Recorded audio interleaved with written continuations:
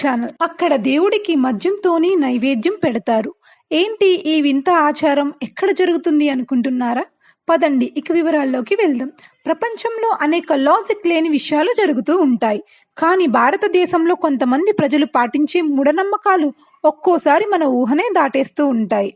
భక్తులు తమ దేవుణ్ణి మెప్పించడానికి ఒక్కోసారి పరిధులు దాటేస్తూ ఉంటారు. అందులో ఒక్కటి దేవుడికి మద్యం నైవేద్యంగా పెట్టడం. ఈ దేవుడిని భారతదేశ మద్య దేవుడుగా పూజిస్తారు. భక్తులు ఇక్కడ దేవునికి మద్యం సీసాలు నైవేద్యంగా పట్టుకుని వెళ్తారు. ఈ ప్రత్యేక గుడి అక్కడ ప్రేమగా మద్య దేవునిగా పిలుచుకునే ఈ దేవుడి వివరాలు ఇప్పుడు తెలుసుకుందాం పదండి. ఈ కాలభైరవుని గుడి మధ్యప్రదేశ్లోని ఉజ్జయినిలో ఉంది. ఈ గుడి నగరాన్ని రక్షించే కాలభైరవునికి చెందినది.